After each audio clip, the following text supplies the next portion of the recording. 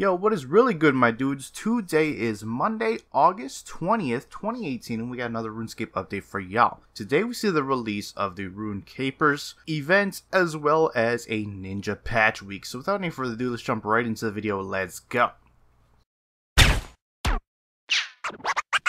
Cats is the illest. What you talking about, Willis? Alright guys, just to give you a brief rundown about the Rune Capers event. Just north of the Combat Academy in Lumbridge, you'll find the self-proclaimed King of Fashion Capes, Joey. Here's where you'll be able to turn in the new currency. This is an event in the same vein as like the Fallen Nihil, Deathbeard's Demise, etc.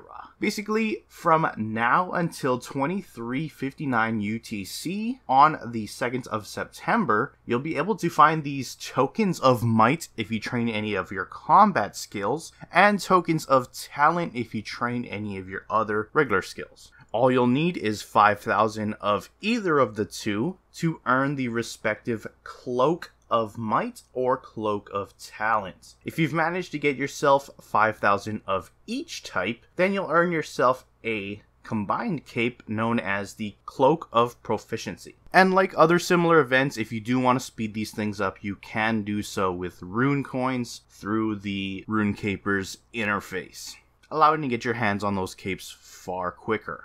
On a side note, they've actually removed Botany Bay, which is a surprise. So no longer can you go there and watch a bot be killed or choose their untimely death. Just note that with the removal of Botany Bay, their bot detection and their bot banning has not slowed down by any means. In fact, it has happened far faster than when Botany Bay was introduced, so much so that bots were banned far faster than they're able to show up in Botany Bay nowadays, so it's pretty much been a deserted area because of that. So rest assured, just because Botany Bay is gone doesn't mean that bot banning is gone by no means. With that being said, we're gonna shift gears on over to the patch notes and see exactly what we've got going on over there. So let's go ahead and check it out. The Thieving Skill Cape perk now correctly notes triangle sandwiches. The Ancient Elven Ritual Shard can now be dropped by Solak at a rate of 1 in 1,000 per player.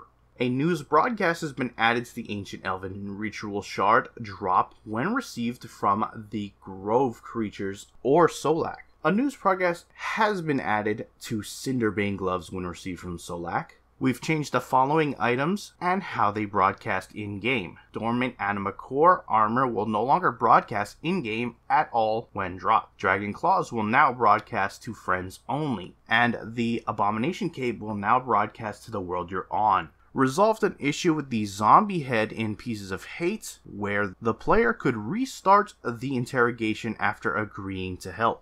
It's no longer possible to pull the Blackstone Dragon outside his arena. Channeled abilities will no longer cancel when standing under an immobilized target. Teleporting with chests through doors in Elite Dungeons no longer requires you to be out of combat. Added blocking to Astalarn's boss room to prevent the player accessing certain tiles. Prevented a crash that occurred when the Blackstone Dragon was defeated in group mode, but the group wasn't aligned to the Dragonkin laboratory. Prevented Varric Lith and players from damaging each other when the player is not in the arena. Varric Lith's barriers now go up earlier to prevent players escaping back across the bridges after aggroing him. Damage stored for soaking Varric Lith's ricochet breaths is now cancelled when the player is removed from the arena, such as via death. Acolyte of Seiryu headdress can now be saved correctly in a preset. Players once again can teleport to another clan citadel using Relationships Signpost. Fixed an issue with the Grand Exchange search bar experiencing random spacing between characters. Minor spelling change on Sandy Clue 7. Karate Chop fletching is now currently showing the animation. Dungeoneers will no longer have to wait for skeletons to finish dying before progressing when facing the Divine Skinweaver boss in the Abandoned Floors. Iron Men accounts can now buy clue scrolls with Thaler. Using magic notepaper on a rune spear will now correctly note it. Filtered game messages will no longer cause the guest clan chats tab to flash incorrectly. Luthus will now advance the Sandy Clue Scroll when outside his house. Players can no longer use Death Touch darts on the Mega Duck. The Sakatagami headdress will now correctly save as part of a preset. Drinking Guthix Restores no longer overwrites any longer active anti-poison duration. Players can once again enter the Uglog pools with a familiar summons, crossing down the walkway from the Wilderness Agility course as another player enters. The gates will no longer cause you to be placed on a tile, which allows you to run back through the gates onto the walkway incorrectly. On a free play world, the members only dungeon prompt has been removed when walking downstairs in a player owned house. Dragging and dropping granite blocks now correctly drops them instead of opening Make X interface. Players are no longer given an incorrect message when harvesting Harmony Moss pillars. The skill guide no longer lists Agile armor as having level requirements. The food text in the Pets interface is now positioned correctly. Players can now use all logs to repair the spinning wheel during the Giant Dwarf quest. Curator Haig Halen has commissioned a group of builders, and now the windows in the Varrock Museum are now all aligned. The broken version of the Noxious Staff will now display the correct attack speed consistent with its used and new variants. The Phoenix Necklace will no longer remove the buff icon for the ultimate ability Immortality if its effect activates whilst Immortality is still active. Item charge can no longer display on the tooltip for new tradable ports gear. Players can now keepsake pieces of the infected zombie outfits from the Walk Like a Zombie event. Typo corrected in Tales of Nomad mini quest. Quick traversing on the barrier in the Twin Furies encounter now checks for Zamorak kill count rather than Zaros. Receiving an Elite's clue from the Shade's gold chest now displays the correct chat model. Players can now only plant bloodweed seeds in the Wilderness Herb patch. Uncut emeralds now work correctly with magic notepaper. Offhand mithril scimitars are no longer smuggleable from the rock during the Rocking Out quest. Players who have already unlocked the Samurai outfit will no longer have the option to unlock it again with the Premier Club reward token. A typo on the Divine Herb Patch 1 info box in the skills interface has been corrected. Fixed a grammatical error when the charge pack runs out of charge. Fixed a typo in Artisan's Workshop chat message. KC and other interfaces in Barrows have received a slight graphical improvement.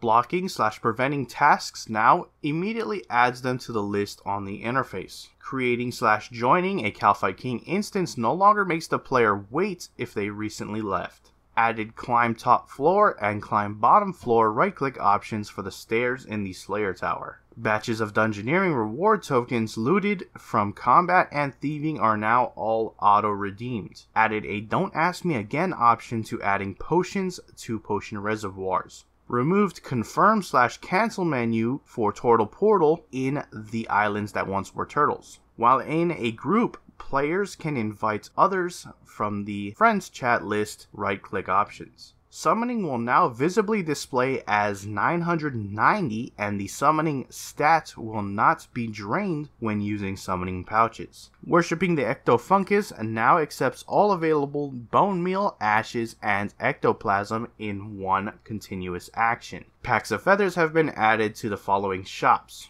and you can see the list here. Wyson the Gardener now accepts noted moleskins, claws, and noses. Remove the tree that blocked the view of the bank chest near the Harmony pillars in the Melior district in Prifddinas. The Mole Shield Yelp chat message is now filtered. Gobi bankers in Kanata, Otot, and in the Liberation of Mazcab raid now have bank as their left-click option, moving them in line with other bankers.